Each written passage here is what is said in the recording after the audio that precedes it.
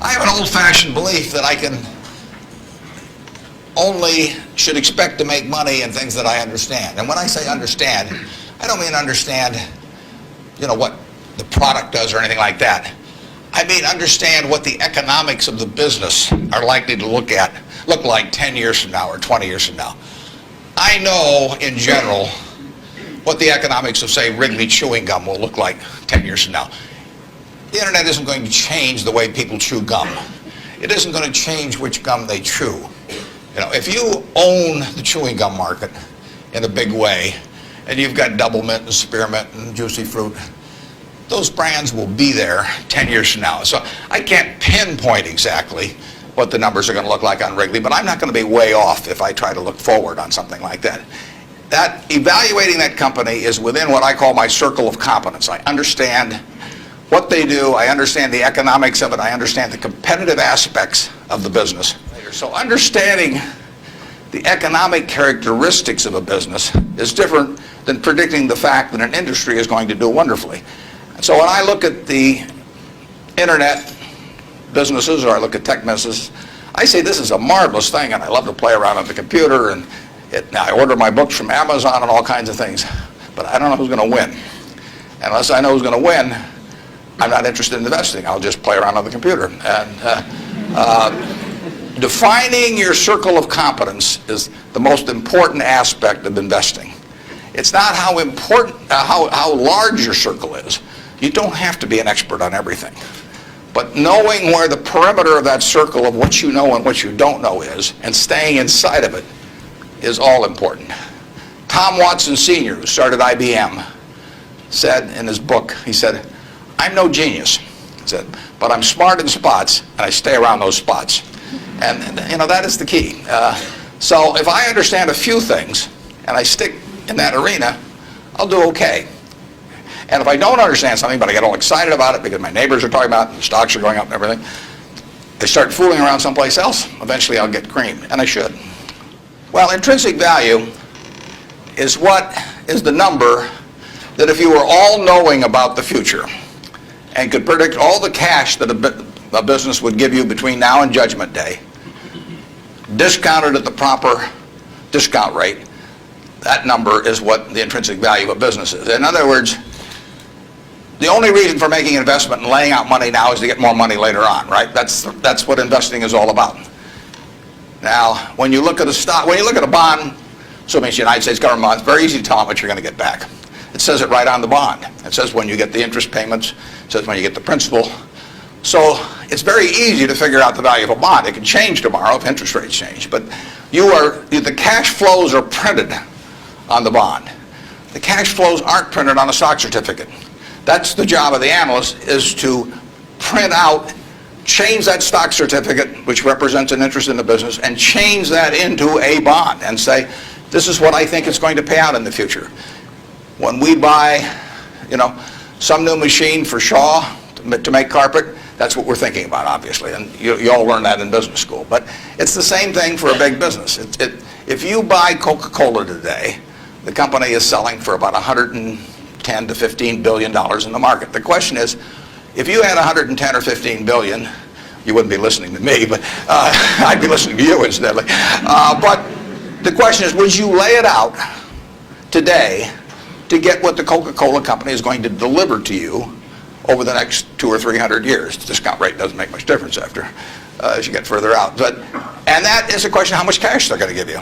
It isn't a question of, it isn't a question about how many analysts are going to recommend it, or what the volume in the stock is, or what the chart looks like, or anything. It's a question of how much cash it's going to give you. That's the only reason. It's true if you're buying a farm. It's true if you're buying an apartment house.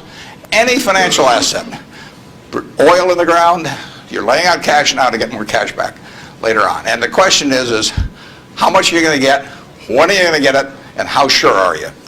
And when I calculate intrinsic value of a business, when we buy businesses, and whether we're buying all of a business or a little piece of a business, I always think we're buying the whole business, because that's my approach to it. I look at it and say, what will come out of this business and when? And what you really like, of course, is them to be able to use the money they earn and earn higher returns on it as you go along. I mean, Berkshire has never distributed anything to its shareholders, but its ability to distribute goes up as the value of the businesses we own increases. We can compound it internally, but the real question is, Berkshire selling for, we'll say, 105 or so billion now. What can we distribute from that 100? If you're going to buy the whole company for 105 billion now, can we distribute enough cash to you soon enough to make it sensible at present interest rates to lay out that cash now? And that's what it gets down to. And if you can't answer that question, you can't buy the stock. You know, you can gamble in the stock if you want to, or your neighbors can buy it. But if you don't answer that question, and I can't answer that for internet companies, for example. There are a lot of companies, there are all kinds of companies I can't answer it for, but I just stay away from those. On me. So I went around looking for what I call used cigar butts of stocks. And the cigar butt approach to buying stocks is that you walk down the street and you're looking around for cigar butts, and you find this on the street, this terrible looking, soggy, ugly looking cigar, one puff left in it. But you pick it up and you get your one puff. Disgusting, you throw it away, but it's free. I mean, it's cheap. And then you look around for another soggy, one puff cigarette. Well, that's what I did for years. It's a mistake.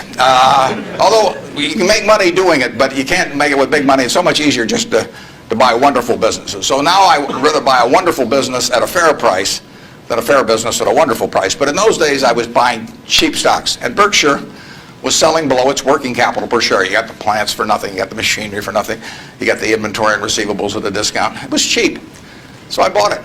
And 20 years later, I was still running a lousy business. And that money did not compound. You really want to be in a wonderful business, because the time is the friend of the wonderful business. You keep compounding, it keeps doing more business, and you keep making more money. Time is the enemy of the lousy business. I could have sold Berkshire, or perhaps liquidated it, and made a quick little profit, one puff. But staying with those kind of businesses is a big mistake. But the biggest mistakes we've made by far, I've made, not we've made, biggest mistakes I've made by far are mistakes of omission and not commission. I mean, it's the things I knew enough to do, they were within my circle of competence, and I was sucking my thumb. And that is really, those are the ones that hurt. They don't show up anyplace. I probably cost Berkshire at least $5 billion, for example, by sucking my thumb 20 years ago, or close to it, when Fannie Mae was having some troubles, and we could have bought the whole company for practically nothing. And I don't worry about that if it's Microsoft, because I don't know it. Microsoft isn't in my circle of competence. And so I don't have any reason to think I'm entitled to make money out of Microsoft or out of cocoa beans or whatever. But I did know enough to understand Fannie Mae, and I blew it. And that never shows up under conventional accounting. But I know the cost of it. I know. I passed it up. And those are the big, big mistakes. And I've had plenty of them. Unless I tell you about them in the annual report, and I resist the temptation sometimes, unless I tell you about them in the annual report, you're not going to know it because it doesn't show up under conventional accounting. But omission is way bigger than commission. There's big opportunities in life have to be seized. We don't do very many things, but when we get the chance to do something that's right and big, we've got to do it. And even to do it in a small scale is just as big a mistake almost as not doing it at all. I mean, you've really got to grab them when they come, because you're not going to get 500 great opportunities. You would be better off if, when you got out of school here, you got a punch card with 20 punches on it, and every financial decision you made, you used up a punch. You'd get very rich, because you'd think through very hard each one. I mean, you went to a cocktail party and somebody talked about a company, you didn't even understand what they did or couldn't pronounce the name, but they made some money last week and another one like it. You wouldn't buy it if you only had 20 punches on that card. There's a temptation to dabble, particularly during bull markets. In stocks, it's so easy. It's easier now than ever because you can do it online. Just you click it in and maybe it goes up a point and you get excited about that and you buy another one the next day and so on. You can't make any money over time doing that. But if you had a punch card with only 20 punches, you weren't going to get another one in the rest of your life, you would think a long time before every investment decision. And you would make good ones and you'd make big ones. And you probably wouldn't even use all 20 punches in your lifetime, but you wouldn't need to. our inclination is not to sell things unless we get really discouraged perhaps with the management, or we think the economic characteristics of the business change in a big way. I mean, and that happens. So, but we're not going to sell simply because it looks too high, in all likelihood. I mean, you can't make that 100%, but that's the principle under which we're operating. I got this money not because I'm a superior human being, not because I've done more for society than other people.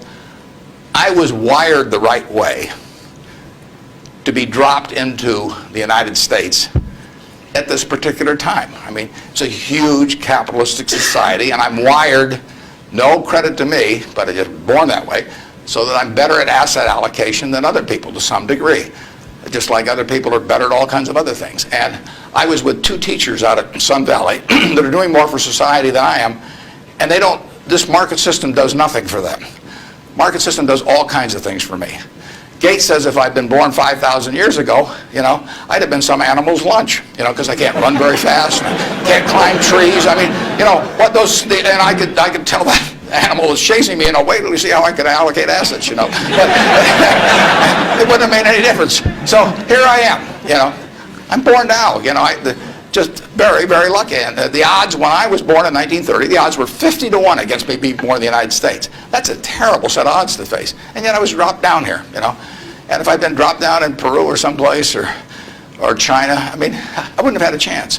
So society is what does it for you. And it should go back, in my view, it should go back to society. If you've been lucky enough to be dropped into a society where your particular wiring pays off big, that's just luck.